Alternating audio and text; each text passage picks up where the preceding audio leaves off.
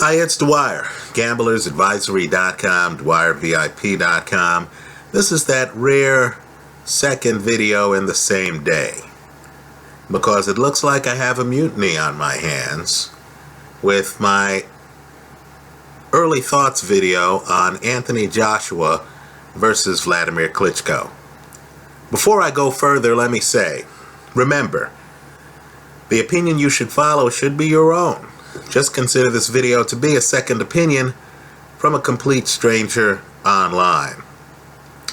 Now, the comments are fast and furious on the video I made earlier today. In that video, I just thought that Wladimir Klitschko really is a heavyweight who's going to end up in the Hall of Fame. Right? Very long reign as heavyweight champion. Very long reign. Had some tough moments, right? Gets off the canvas against Sam Peter. Loses to Layman Brewster, right? Regains the title. Has some of the best tools, certainly in the heavyweight division. His only car crash, if you want to call it that, was a loss to Tyson Fury, who really has a set of skills that are unique in the division, right? Think Terrence Crawford as a heavyweight. Of course, Wladimir Klitschko has fought a bunch of guys I didn't even name in that earlier video, right? People like Alexander Povetkin, a guy who I'm not sure loses to any of these heavyweight champions. Right? To go with Kubrat Pulev, understand, Kubrat Pulev has only lost one fight, folks. That was to Wladimir Klitschko. You have other guys, Marius Wach, who would give guys a tough time. Right? Tony Thompson, when Tony was a little bit younger. Right? Let's remember, Tony Thompson beat David Price twice. So, right, you have a tsunami of comments raining in. People really believe in Anthony Joshua. Now let me just say this, and it's worth saying because I know boxing's a community. As you can imagine, people with power in boxing actually look at the YouTube boxing channel and look at, or might stumble upon videos like this video, as well as the videos of countless others here online. What the response is telling me is that as popular as promoters believe Anthony Joshua is, this guy is even more popular than that. Right? Let me read a comment here from a poster, Blair Blitz, right? That is on my other video. He writes, nobody is saying Joshua is an all-time great. They're saying this is the best time to be fighting 40-year-old Wladimir Klitschko. The big man can't go on forever, and he's already coming off of a loss. How many fighters with long winning records pick up multiple losses after losing that one fight? Many. The general feeling is Joshua is in his prime, and Wladimir isn't. Also keep in mind, Vlad hasn't fought for 12 months. By the time the fight comes around, he'll have been out of the ring almost 18 months. Worse still, he'll have only fought twice in 2 years by the time March comes around. Not good. This isn't even allowing for pullouts. Could be longer still. Right? Now, wow. Let me just say, Wladimir Klitschko hasn't been hit hard in several fights. Right? Wladimir isn't the fighter coming off of a knockout loss. Can we agree, in fact, in the Tyson Fury fight? And people here know I picked Fury in that fight. Right? But can we agree, even this Fury supporter would have to say Wladimir Klitschko's best round of that fight, let's think it through, I believe it's the 12th round. Right, the 12th round. Klitschko finishes that fight strongly. Don't you think Anthony Joshua, who hasn't made it close to the 12th round, is in trouble if Wladimir Klitschko remotely has the amount of stamina he had in his last fight? Also, aren't you a little bit chagrined to know that Wladimir Klitschko has sparred, it seems, with all of these young guys? Look around the internet. You're going to find photos of Wladimir Klitschko with Anthony Joshua. These guys sparred privately. You're going to see photos of Anthony Joshua with Deontay Wilder. In other words, Wladimir Klitschko is that guy who trains hard. I can tell you, I've never looked at Wladimir Klitschko before a fight and thought that the guy was out of shape in any way, shape, or form. The guy's always in shape. The guy trains very hard. Folks, he was in training for the Fury rematch the last year. You know what that means for Wladimir Klitschko? It means he's bringing in young lions. That's why so many of these elite young lions have been to Klitschko's gym, have been to Klitschko's training camp. Let me also say too, and I know this is controversial, but 40 is the new 30 in the heavyweight division. Right? These are heavyweights. This is not the bantamweight division. Wladimir Klitschko's not the only member in his own family who was still at an elite level right after his 35th birthday. Right? Vitaly Klitschko had a very good run late in his career. You have other heavyweights, guys who are older. David Haye, isn't he over 35 years old? Who still are effective in the ring because the heavyweight division has always relied on things like power, right? Timing. It's different than these lighter divisions where guys are relying more on reflexes and moving their legs, right? Just by the nature of the heavyweight division. You've had guys in history who have been able to be effective later in their careers. And I would say, of all the fighters out there, Wladimir Klitschko, in my opinion, has to be considered as one of the best conditioned fighters in the sport. Right? The fact that Wladimir Klitschko hasn't been fighting a lot of late, to me, is a feather in his cap because it shows that there isn't a lot of wear on the tire. One of the reasons he hasn't been fighting a lot of late is because prior to his fight against Tyson Fury, he was the champion. Right? People were coming to him. He wasn't trying to rise through the ranks to get to the top. No, he was at the top. Right? He was at the top. So he was able to fight a couple times a year. Right? Defend his title. Move on. So, given the lack of knockouts in Wladimir Klitschko's career, and yes, I'm aware of Ross Purity, Corey Sanders when he was a younger man, right? Layman Brewster. Klitschko has been stopped in some fights. but not since Lehman Brewster, right? Not since Lehman Brewster. So given the absence of a lot of knockouts, given the fact that in Klitschko fights, you don't see Klitschko doing a rope-a-dope. He's not a guy who takes a lot of punches, hoping the other guy wears themselves out. No, he strikes me as a guy with a great jab. And that stick keeps a lot of fighters on the outside of him.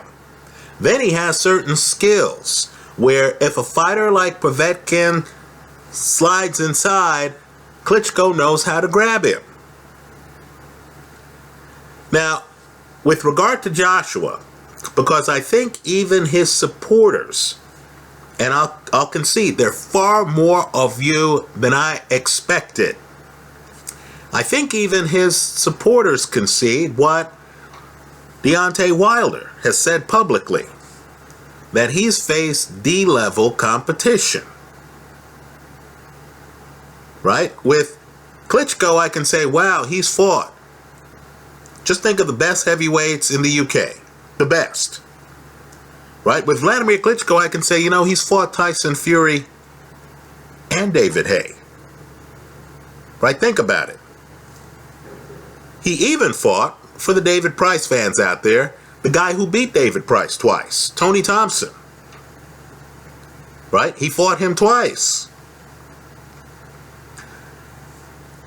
Can you say the same for Anthony Joshua? Let me say this too.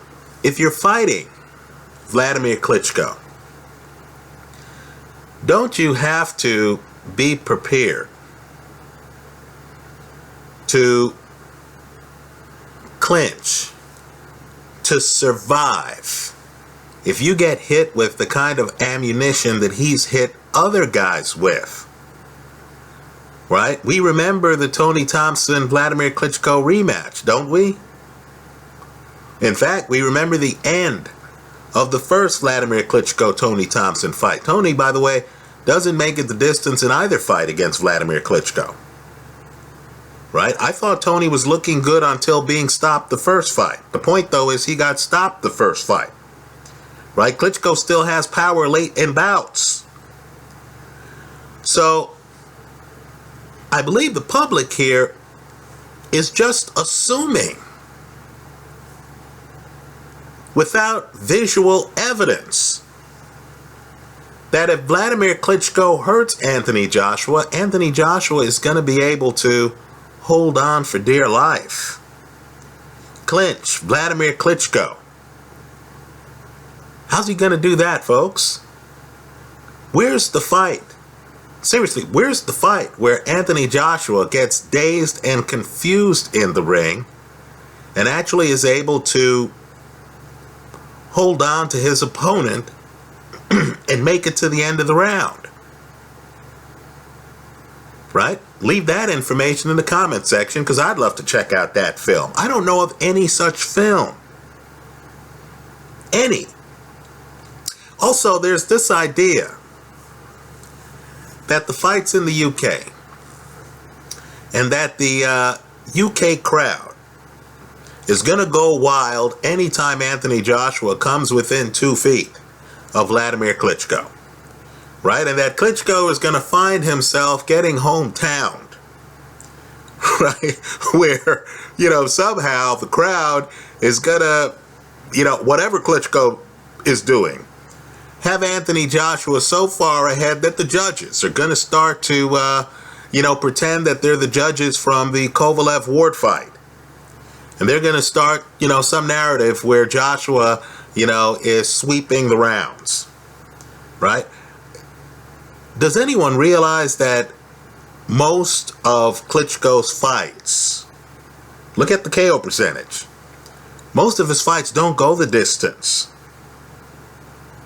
Right? They don't. Just ask Kubrat Pulev. You know, Wladimir Klitschko is a guy who has a better than 50% KO ratio. Now, let's be clear on that. Because understand, if the guy was champ for years.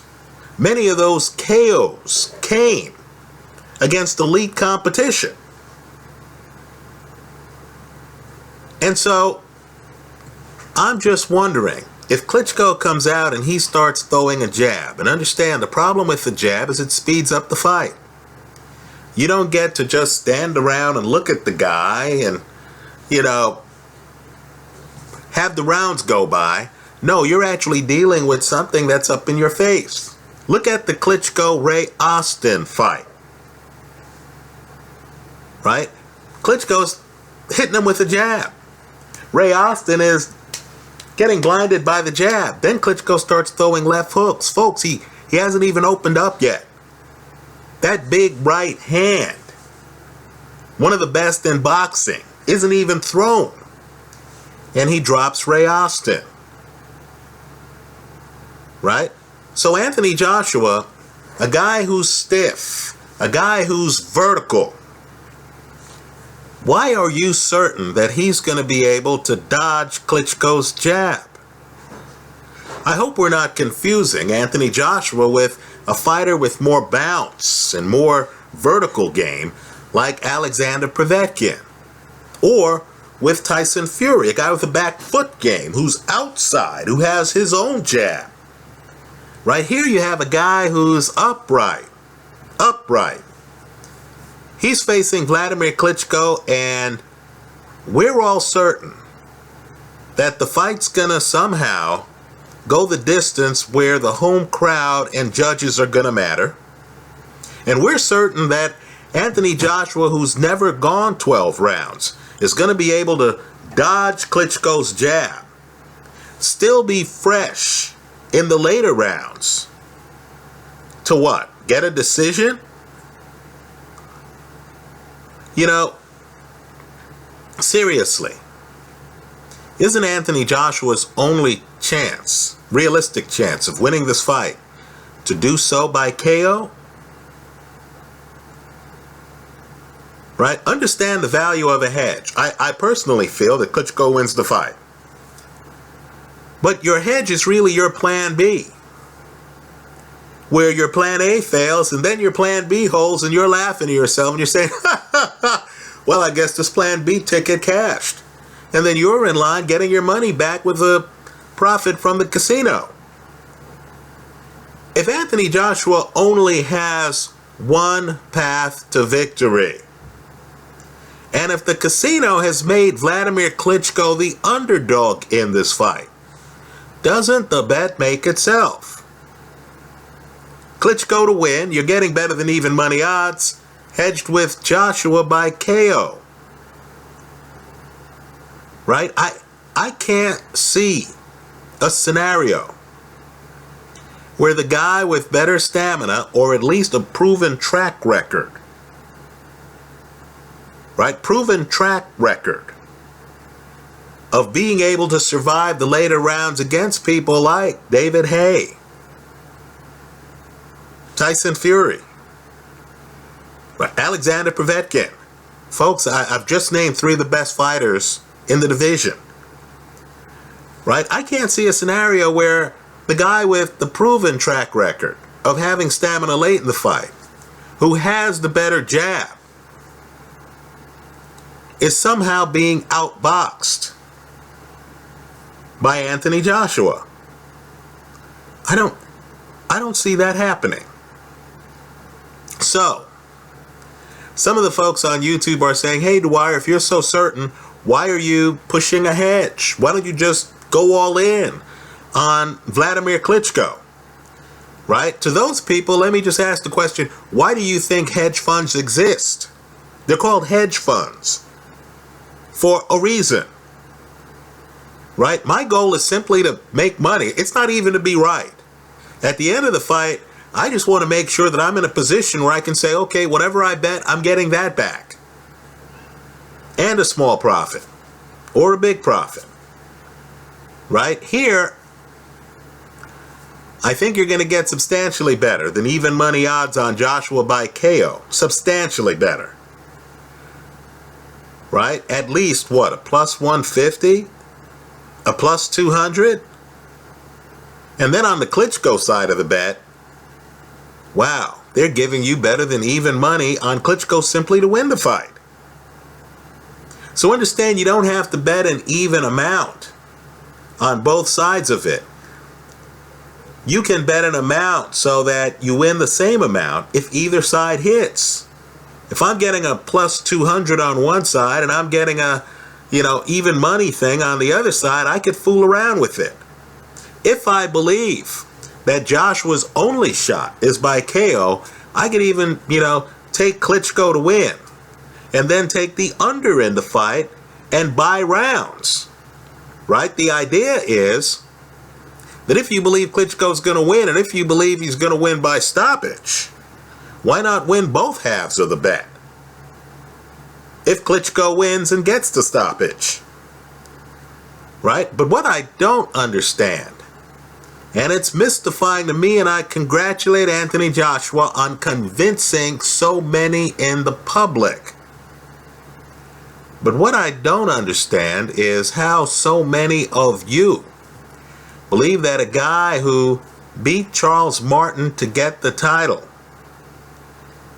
right, had problems early on with Dillian Whyte, who then throws his shoulder out during the bout, right? But look at that first round against Dillian Whyte, right? A guy who, Dominique Brazil has that fight going a few rounds, doesn't he? Folks, I'm not cherry picking on Anthony Joshua. Aren't those the biggest fights of his career? Is there a big fight here that I'm missing where Anthony Joshua proves to you that he could dismantle someone on the level of a Hay or a Kubrat Pulev or an Alexander Povetkin?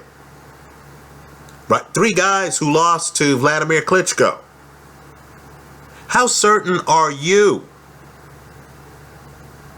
that if Anthony Joshua fought the Tyson Fury who showed up against Wladimir Klitschko,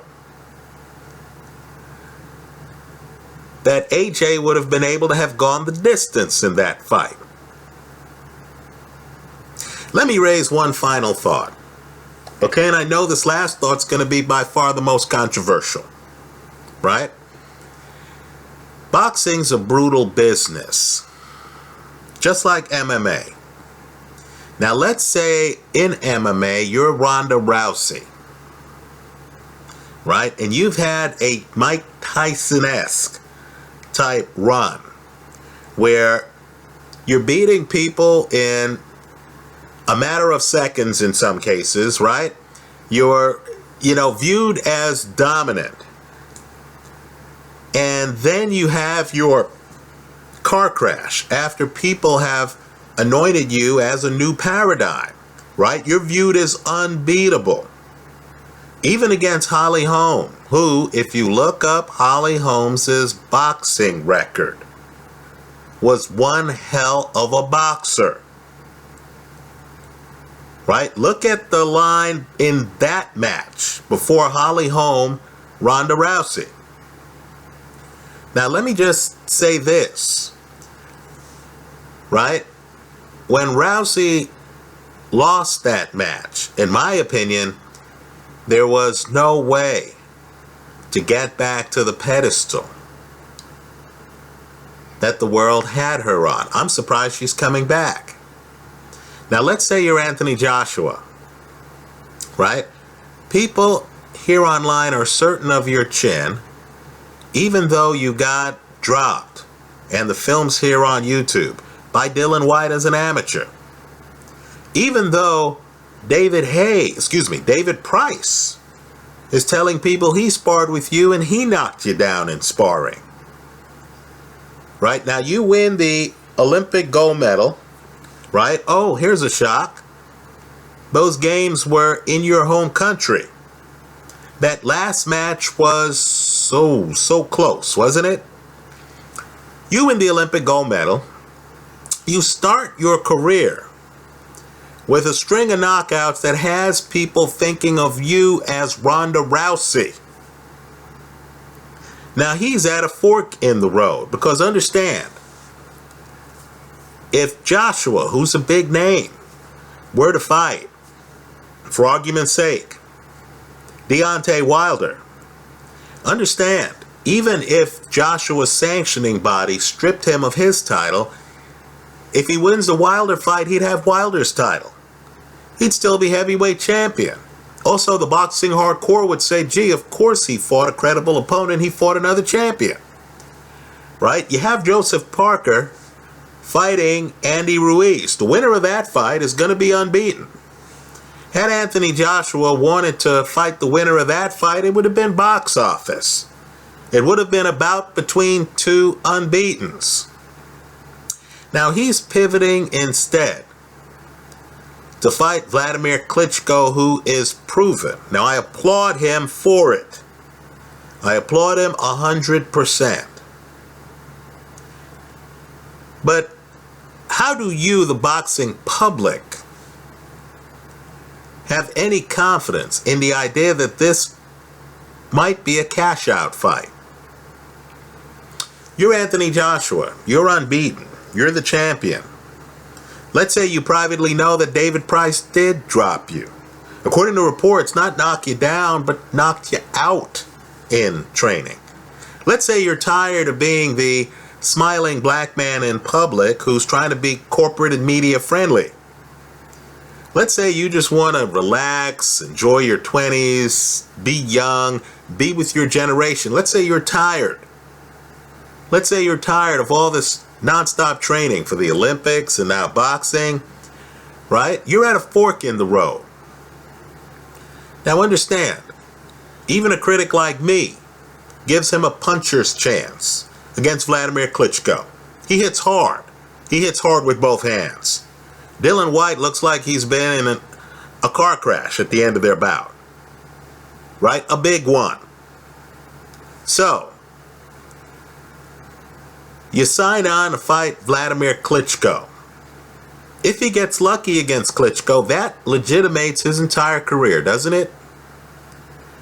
Because the argument will be he was unbeaten, he got the title, he then faced Wladimir Klitschko. You beat Wladimir Klitschko, people will view him as legit. They'll forget about the Charles Martin fight. The big fight on his dossier would be Wladimir Klitschko. We'll even forget about the quality of competition he's fought to this point. But if he loses to Wladimir Klitschko, let's say he gets undressed, like I think he will,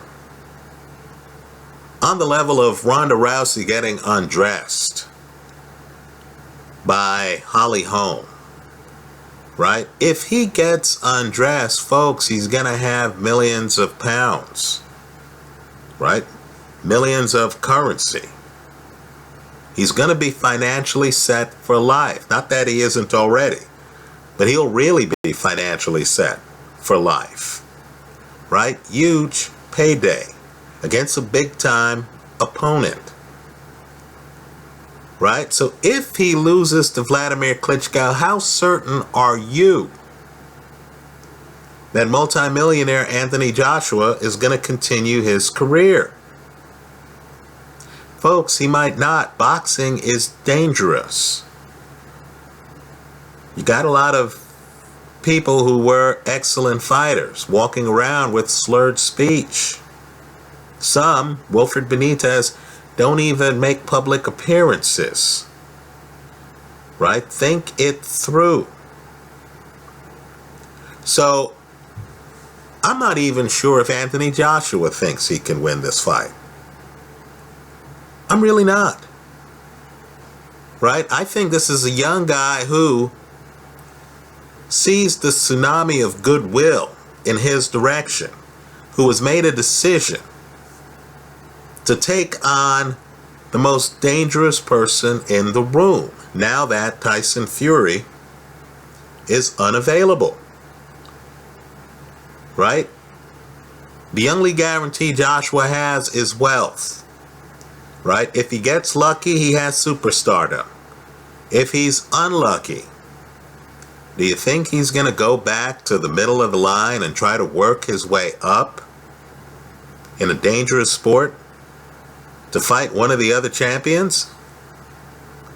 Could he redeem himself as long as Wladimir Klitschko's in the sport without trying to fight Klitschko again? And if he's in the ring with Klitschko once, he might think that that's not a good idea a second time. Right? Didn't Lucien Boutte have a rematch clause with Carl Froch? Did he exercise it? Is he the first fighter not to exercise a rematch clause? So I suspect, and don't undersell the psychological part of this fight, I suspect that Anthony Joshua early in this fight is going to realize that he's in with somebody different than the Wladimir Klitschko he sparred with in the gym. Right? I suspect that, the magnitude of the moment, the British press, fighting at home, I think it's going to be a lot for a young fighter like this. He's going to realize this is different. This crowd is different than the Dominique Brazil crowd. He's going to look in the crowd. He's going to see a lot of people from Germany, Klitschko's adopted country, which isn't that far away. Then he's going to be dealing with the jab, right? The Emanuel Stewart school of thought. The jab blinds you. The right hand takes you out. Right? Somewhere along the third round, because Klitschko starts cautiously, somewhere around the third round, I wouldn't be surprised. I really wouldn't be surprised if AJ doesn't think to himself, it's been a great career. I've played this as far as I can. Right? I haven't fought Povetkin, Takam, Kubrat Pulev, Deontay Wilder, Joseph Parker, Andy Ruiz. Right? I haven't fought most of the real contenders. Who knows how I would do against them? Now I'm in with the guy who has better skills than I have. Right? I know it sounds crazy, but let's just say AJ is going to be up against it not just from a skill level, but from a psychological level. Because he's unproven. And early in the fight, he might realize it. So yeah, let me just say, I really do feel that this fight is lopsided. I really do feel that Klitschko, who's at the point in his career where he wants to make a statement. Think about it. He's not in it for the money. The guy lost to Tyson Fury. What better time than that to wave and say, look, I gave it as good as I had. I was champ for years. I lost to a young lion. Good luck, sport. Boxing, I love you. I'll always be ringside at big fights. Right? What better time to walk away from the sport than that? Instead, Klitschko in his 40s is continuing on. Right? He exercised a rematch clause against Tyson Fury. Now he's going after Anthony Joshua. You don't think that this old lion isn't serious? You think he's going to show up what? Out of shape? When's the last Klitschko fight where he showed up out of shape? When's the last Klitschko weigh-in where you looked at Wladimir and you thought, oh man, he looks soft. Oh man, look at that pop belly. When's that last weigh-in? I've watched the guy more than 10 years. I haven't seen that ever happen. So I think Klitschko shows up ready. I think Klitschko knows he's in against a green opponent. I don't even think Klitschko has to be reckless. I think he just lives behind a jab. I think he comes in, right? I think the question's going to be, can Anthony Joshua get past the jab? If he can't answer that question quickly, he's going to be just another notch on Klitschko's belt. That's how I see it. I'll hedge the play because the casinos are crazy enough to allow me to hedge the play with Joshua by KO. Right? The only scenario I could see where Joshua wins a decision is one where he knocks Klitschko down multiple times in multiple rounds. But let's remember, this is a different Wladimir Klitschko, isn't it? This is a guy who got knocked down twice by Sam Peter, got up off the canvas, and won the fight. Right? This is a different Wladimir Klitschko. He's older, he's wiser. I know this is going to shock some people who believe this is just all about a young guy taking out an old guy. But sometimes age and experience helps you in what you're doing. Right? In terms of mental focus, to the crowd out there that somehow thinks that Anthony Joshua is more mentally tested than Wladimir Klitschko, ooh. Big mistake. I expect Wladimir Klitschko to win this fight. I don't think he leaves it in the hands of the judges. Why? Because I haven't seen the Anthony Joshua fight where he's holding on, he's turning you, he's buying time, he's pacing himself in the later rounds. Hell, I haven't even seen Anthony Joshua in the later rounds. I'm expecting a Klitschko stoppage, but to manage the risk, I'm hedging the play because of the odds. I like Wladimir Klitschko to win the fight hedge with Anthony Joshua by KO. And let's just say I'm not expecting Joshua to win by KO. That's how I see it. I hope you leave more comments in the comment section to this video. Let me point out too that the comments in the earlier video are quite good. Let me just say this too. A guy named Chinadu wrote, "Dwyer, you sound so confident that AJ odds are a bubble. So I'll tell you this, bet on Vlad and don't hedge. I think you'd be Santa to the casinos." All right. Good joke. Let's just say, don't be surprised when you're collecting after this fight if the casino person is wearing a Santa outfit. These odds are a gift. That's how I see it. Let me hear from you. Thanks for stopping by.